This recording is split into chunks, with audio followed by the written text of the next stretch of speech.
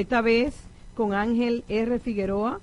Él es el presidente de la Unión de Trabajadores de Industria Eléctrica, y lo tenemos con nosotros. Queremos conversar sobre lo que está pasando en Argentina. Vamos a dar un paseíto para Argentina, vamos a dar un paseíto por Venezuela, vamos a ver él como trabajador, cuál es la visión que tiene y qué va a ganar los trabajadores ahora en Argentina con este nuevo gobierno. Buenas noches, Ángel, está Información al Desnudo. Buenas noches. Bueno, buenas noches, compañeras y compañeros, un placer compartir con ustedes. Gracias. En este momento. ¿Qué va a pasar con los trabajadores en Argentina? ¿Qué es lo que está pasando con este nuevo gobierno? Se habla ya de devaluación del dinero, se habla ya de inflación, se habla ya de que van a meter presa a la abuela de la Plaza de Mayo y demás.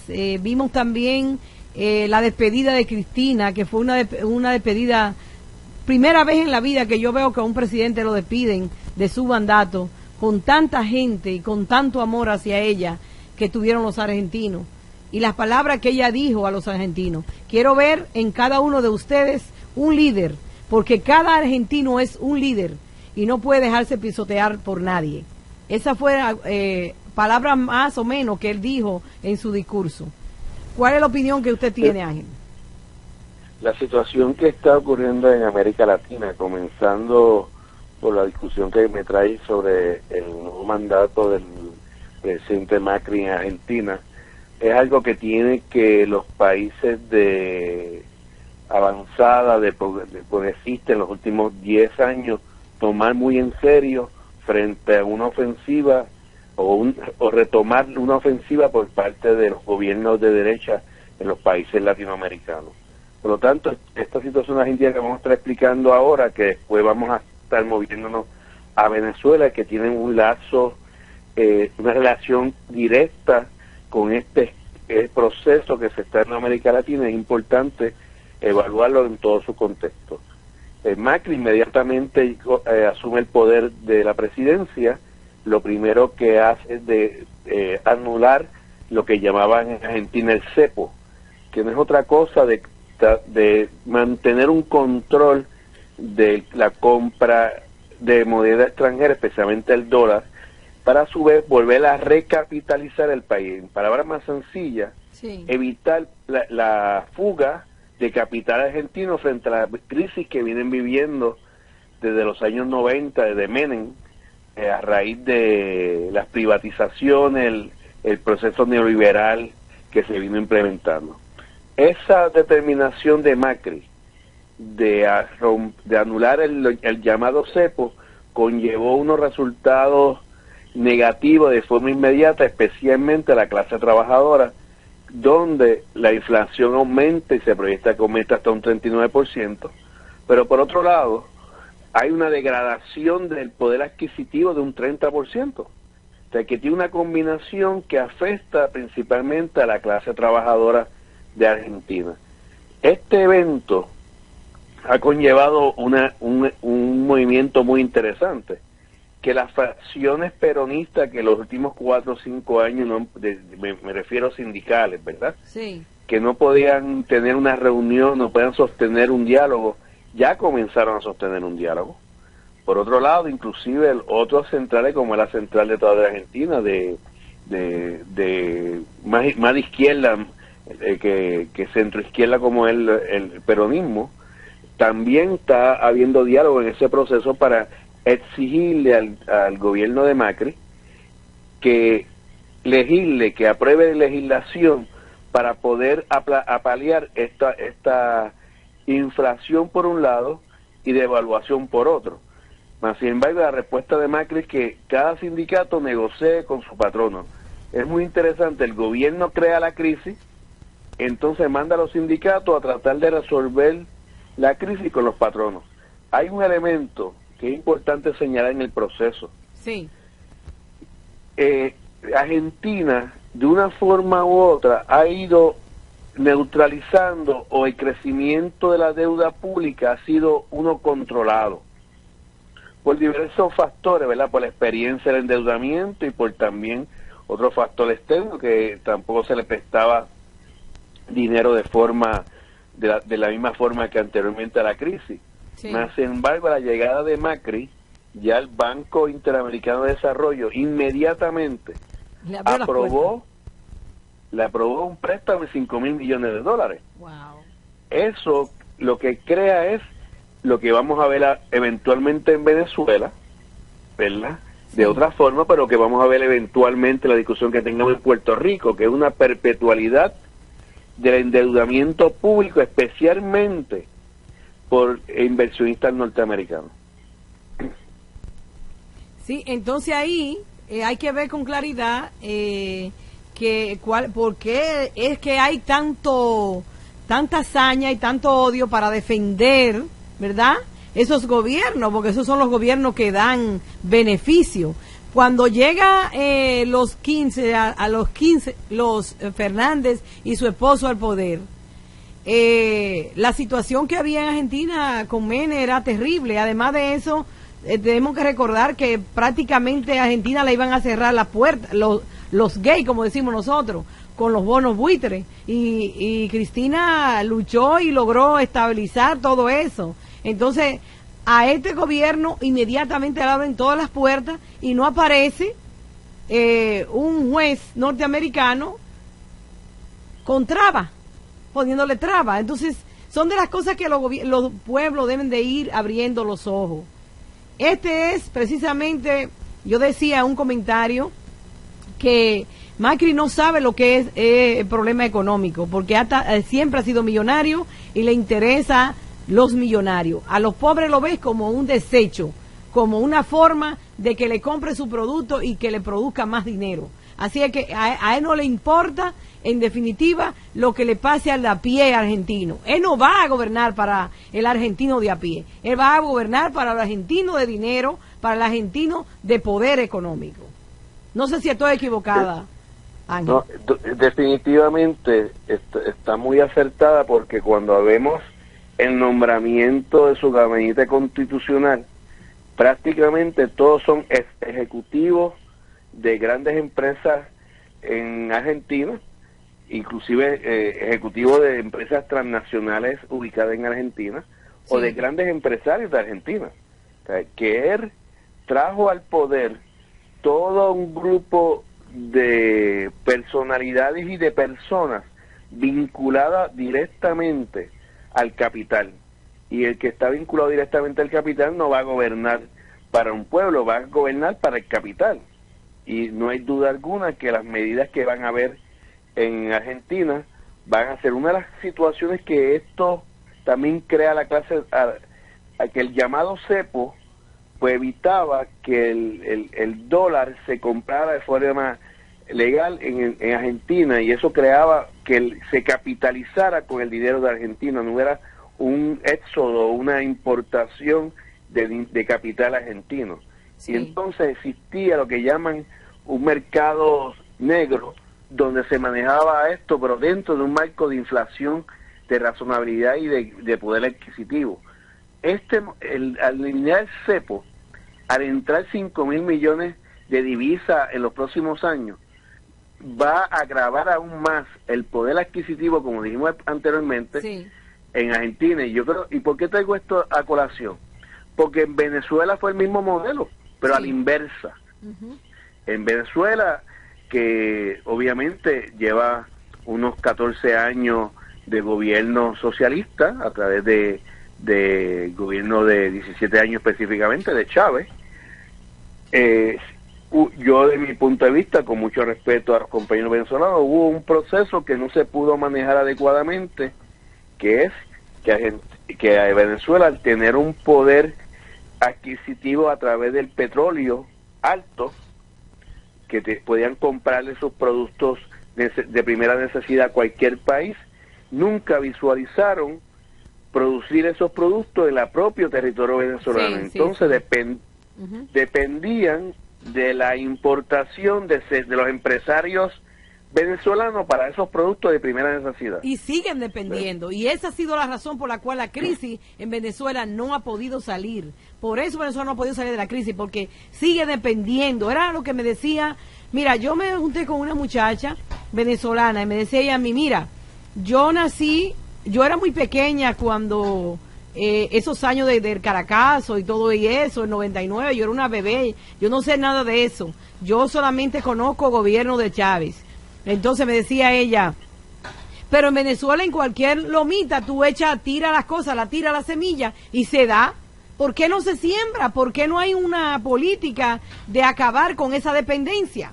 Y todo el mundo se quedó esperando con que el petróleo iba a estar por toda la vida, por siempre, en alto precio. Pero lo que no tomaron en cuenta es que justamente los Estados Unidos saben, y sus aliados, que de ahí que se sustenta Venezuela. Entonces el petróleo había que buscar la forma como bajarlo. Y por eso ese golpe bajo, ¿verdad?, de bajarle petróleo, y ahora Estados Unidos está hablando de comenzar a exportar petróleo por la cantidad de petróleo que tiene, producto del fracking, que también es otro procedimiento que está dañando el medio ambiente, y que acabamos de tener un congreso, un evento donde estamos hablando de medio ambiente, y Estados Unidos va a trabajar otra vez con el fracking.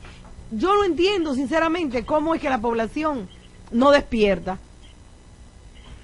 Porque es que los gobiernos es algo que obviamente nosotros lo podemos discutir desde afuera, un poco más sencillo que del propio gobierno, pero yo creo que es importante esta discusión pública, este diálogo, para que podamos confrontar los eventos que se dan o que se planifica dar por el sistema capital. Tú dijiste algo bien importante. No solamente el cracking ha creado la exportación de petróleo, es que Estados Unidos abrió también sus reservas, sí, para crear una desestabilización en el mercado, para que bajen los precios, pero a su vez a Estados Unidos, por cada barcaza de petróleo que exporta, compra a bajos precios 4 barcazas que lleva a Estados Unidos. Wow. Por lo tanto, ellos lo que hicieron fue crear un mercado ficticio para derrumbar los precios del petróleo, para entonces comprarlo barato en los mercados internacionales, comprarle los recursos a Venezuela, a otros países de África, a precios sumamente bajos, para la eventualidad entonces ellos poder tener control de mayor del petróleo, ¿verdad? Sí. Y en el caso de Venezuela ocurrió ese evento. Dependieron mucho de la inversión del petróleo.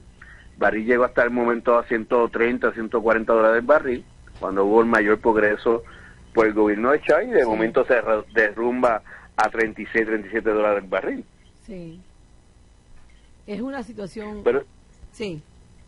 Pero es parte de ese esquema que el sistema capital planifica, se organiza, crean las crisis para entonces tomar el poder. Y ese evento también ocurre en Puerto Rico.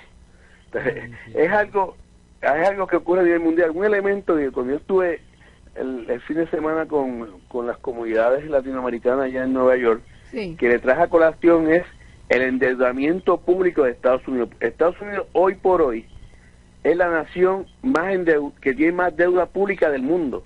Tiene más deuda que la Unión Europea junto al Reino Unido y Japón. Pero eso no le hace ni nada a ellos. Perdóname. Eso no le hace nada a ellos porque ellos están muy tranquilos. No le hace nada, tú tienes razón, no tienes ninguna preocupación por dos eventos. Primero porque en los países que ellos le deben, ese endeudamiento público lo hicieron con un propósito. ¿Cuál fue? Aumentar su capacidad militar. Y cualquier problema que tenga con los países que ellos le deben, que ellos resuelven, invadiendo militarmente, especialmente. Exactamente, por lo tanto, ellos fueron a los países a cogerlo prestado dinero, y los países, creyendo que estaban haciendo una buena inversión, lo que estaban era fortaleciendo aún más el poderío militar de los Estados Unidos. Por ejemplo, China. Por ejemplo, China actualmente es el país más que Estados Unidos le debe. Sí. Yo creo que con ellos tienen un poco de, ¿verdad?, de recelo ahí, pero le deben a México, le deben a Brasil, le deben a Argentina, a Perú, a Colombia, Argentina no, a Perú, a Colombia, y cualquiera dirá, y en Latinoamérica el país más que le debe es a México. Sin embargo, la forma de ellos poder neutralizar esa deuda es que en México hace un año o año y medio se aprobó legislación para privatizar los pozos petroleros de Pemex en manos de transnacionales norteamericanas y de Reino Unido. O sea, toda la economía, el movimiento económico mundial se inicia en Estados Unidos. Por ejemplo, las reservas aumentaron los intereses. Eso va a afectar. ¿Cómo va a afectar ese aumento de la reserva, de los intereses de la reserva a los demás países? Todavía está por verse, porque eso tiene un efecto que corre en dos direcciones. En la dirección de la inversión del bono, lo que llaman el acreedor, el bonista, el inversor, todavía hay que esperar cuál va a ser el resultado. Inclusive hay economistas que dicen que puede ser un resultado adverso al valor del bono. Hay que ver con qué intención se hizo, si los llamados hedge funds, fondos buitres, fueron parte de ese proceso de tratar de que se diera este tipo de aprobación para ello acaparar mayores cantidades de bonos, porque los hedge funds, la forma de operar es que cogen la inversión, lo que llaman el bono que se emite, a precios muy por debajo a lo que originalmente tiene el valor del bono, para eventualmente revenderlo, ¿verdad? Sí. Hay que ver toda, pero sí hay un impacto en la economía doméstica. Ahí sí hay un impacto fuerte, porque depende mucho de los préstamos, la deuda privada. Por ejemplo, te voy a hablar de Puerto Rico. Puerto Rico tiene una deuda pública de 71,000 millones de dólares, pero nadie habla de la deuda privada. La deuda privada de Puerto Rico se rondea los 50,000 millones de dólares. ¿Y cuál es la deuda privada? Las tarjetas de crédito, el préstamo personal, la casa, el carro. Esas deudas privadas también tienen un efecto en la economía.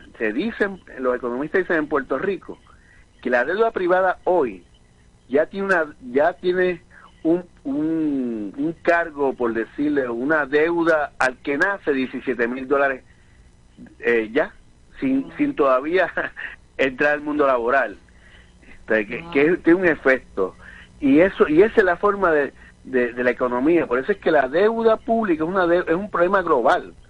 Muchas veces lo vemos como un problema particular del país. ¿Y dónde nace ese problema global? En la meca del financiamiento mundial, que es Wall Street, donde se maneja las grandes cantidades de inversiones a nivel mundial. Y obviamente hoy hay otros mercados de importancia, como en Nazca, pero el eje principal, el ojo principal está en Wall Street. Ustedes, yo quería intervenir yo quería agregar esto, que todo está debidamente planificado dentro del neoliberalismo para que la pérdida tuya es la ganancia mía, por supuesto. Yo quería agregar algo cuando se estaba hablando de Argentina, sobre que yo hice una observación. Macri decía, vamos a trabajar para los más necesitados. Desde hace años yo estoy escuchando lo mismo de todos los presidentes que llegan al poder, y nunca se ve la efectividad de esos programas o de esas palabras que ellos dicen que van a hacer. Macri dijo, la política no es para engañar con datos falsos. Sin embargo, lo hacen. Y cuando van a inaugurar una escuela, hacen un bullicio en toda la prensa, en la televisión, con letras grandes ponen lo que hizo el presidente, y cuando hace una actividad que le sale mal, o no aparece en los noticiarios y se aparece con una letra chiquita. Otra cosa, Macri dijo que va a luchar para que no pasen hambre. Lo mismo de siempre, pura demagogia. Escuchamos eso en todos los gobiernos y siempre estamos aumentando los números de gente que vive en la miseria. Va a trabajar para los que menos, dice, va a trabajar para los que menos tienen, y combatir la corrupción. Yo me acuerdo, yo estaba bien chico cuando en México llegó a ser presidente López Portillo y dijo que iba a combatir fuertemente la corrupción y pone a su amigo el Negro Durazo de jefe de la policía y terminó en la cárcel por corrupto. ¿Dónde está la creencia ya a los partidos políticos, a los gobiernos, si siempre están hablando con demagogia y nunca hacen lo que están supuestos a hacer, sino que trabajan para las grandes corporaciones, para los bancos, para las grandes industrias? Es una tristeza lo que está pasando en nuestros pueblos. Por eso es importante, primero, lo que señalaste sobre la propaganda que se hace mediática para impulsar medidas que van en contra de los pueblos como si fueran medidas positivas, es porque los medios de comunicación masivos están controlados por el mismo sistema. O ellos son el mismo gobierno, o ellos son el mismo gobierno. Eso, son exactamente. El mismo gobierno. El poder político y económico es un gobierno. Por eso estos espacios que estamos ahora son importantes, espacios alternativos, y por eso los felicito y le agradezco la oportunidad para poder darse esos espacios. Pero algo que es importante en todo el proceso, yo lo decía hoy en varias manifestaciones, lo decía en esta semana en varias manifestaciones que tuvimos acá en Puerto Rico, tenemos que trascender la denuncia a la acción, tenemos que fortalecer la solidaridad internacional, porque el capital no tiene frontera, el capital no tiene sentimiento, el capital no tiene colores.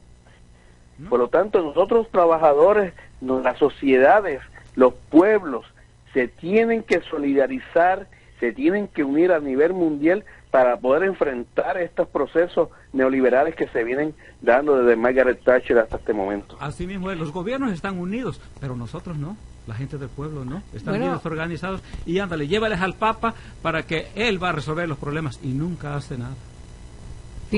¿Cómo nos manejan? Fíjate como ahí, fortaleciendo lo que usted dice, Galindo, todos los expresidentes que estuvieron en Venezuela, en las elecciones de Venezuela, incluso se atrevieron a hacer declaraciones injerencistas en Venezuela, que es uno de los países donde el proceso electoral es más limpio, más pulcro, ya demostrado en muchas ocasiones, incluso creo que el mejor del mundo, porque es uno de los más limpios. Entonces, ellos se unifican, pero ¿qué pasa con los pueblos? ¿Qué pasa con los trabajadores? Nosotros, por ejemplo, no podemos hablar de una federación de trabajadores a nivel internacional que esté interesada en luchar por los intereses de los trabajadores, por ejemplo. Una federación que pueda hacer una presión real, que diga, bueno, en Santo Domingo hay un problema de trabajadores, vamos a la Federación Internacional a luchar en contra de eso hasta que se resuelva ese problema. Era como, por ejemplo, todas las reivindicaciones que se han logrado, que el 1 de mayo se celebra, que pasó en Chicago, que se dieron las 8 horas de trabajo, todo eso lo estamos regresando, lo está regresando el patrón, porque muchos de nosotros trabajamos más de 8 horas, trabajamos 12 horas, 15 horas para poder suplir las necesidades mínimas de las casas, y prácticamente ni vemos nuestros hijos. No sé si querías hacer algún comentario. Definitivamente, dos cosas sobre eso. Hay organizaciones sindicales mundiales, pero lo interesante de esto, de los trabajadores, es lo que acabamos de señalar. Las naciones se unen a través de mecanismos como la ONU, sí, el Tratado del Atlántico, el G6, el G8, el G20, se unen. Más sin embargo, nosotros trabajadores tenemos dos centrales. Sí. Tenemos la Federación Sindical Mundial, y está la nueva, no recuerdo que era antes la CIOL y la FLCO, que unificaron, ¿verdad? Pero entonces tienen dos ideologías distintas. La Federación Sindical Mundial, que nosotros somos muy afines con ellos, tiene una ideología clasista, más sin embargo la otra central, con sus excepciones internas, ¿verdad? Porque no podemos, tenemos que hacer la excepción. Sí. Es más una central de economicista, de conseguir aumentos salariales, negociar con los... exactamente. Y eso también hace daño al movimiento sindical, el movimiento sindical. Pero yo siempre he sido un ser de esperanza y de optimismo.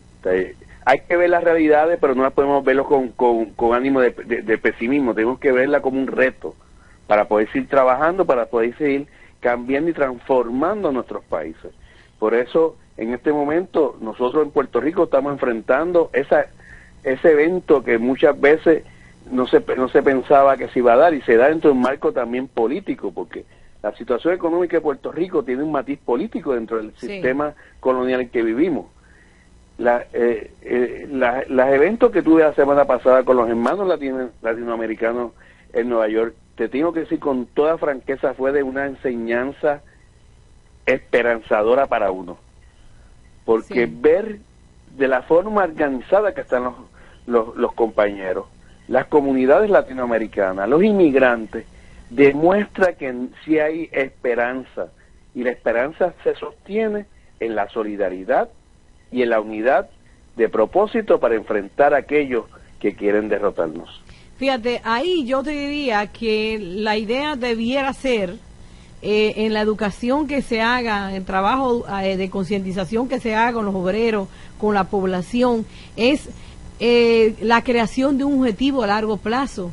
Ese objetivo de controlar, de tener realmente el poder en la mano del pueblo para que sirva a los beneficios del pueblo en sentido general. Mientras nosotros estemos pensando en conseguir una escuelita para resolver el problema mínimo de esa comunidad, o para resolver el problema del agua, sin pensar en el objetivo mayoritario de más amplia capacidad, que es obtener el poder y tenerlo en la mano del pueblo para que los problemas se resuelvan, para que las personas que dirijan las organizaciones también no se lleguen a burocratizar, pero también es otra cosa que tenemos, la burocracia y la corrupción está acabando también con las organizaciones, independientemente de qué ideología tenga. O sea, debe haber una permanente vigilancia de todos estos factores para que se pueda seguir con eso que tú llamas, con esa esperanza verdadera. Y ahí lo voy a dejar para que nos dé un mensaje final y darte las gracias, porque este tema hay que seguirlo hablando, hay muchas cosas más que hay que seguir diciendo. Definitivamente, primero agradecido por el espacio y la oportunidad que nos brinda de hablarle a todos los sectores latinoamericanos, y vuelvo y repito lo que mis últimas palabras, la solidaridad es el eje de la transformación de los pueblos. Los pueblos tenemos que ser solidarios, la clase trabajadora tiene que ser solidaria en todos los momentos, dejar el protagonismo a un lado, las diferencias, trabajarlas, pero darle mayor valor a las cosas que nos unen, que son mayores, son mucho más de las que nos separan. Muchas gracias y que tengan muchas bendiciones en este periodo navideño. Muchísimas gracias a ti también, Ángel. Y sabes, vamos a seguir trabajando, vamos a seguir llamándote para que sigamos analizando lo que está pasando, porque Argentina, lo mismo Venezuela, con esa nueva junta directiva o asamblea, lo que está pasando, probablemente Evo Morales si se reelige, Ecuador, lo que está pasando en Brasil, todas esas cosas, todos esos movimientos, hay que seguirle dando seguimiento para ver para dónde van a coger. Y claro está, los pueblos que están sumidos en la desesperación, como México y otros más, República Dominicana, logren por lo menos gobierno serio, que busquen respetar las instituciones por lo menos. Muchísimas gracias a ti por el tiempo que nos has dado esta noche.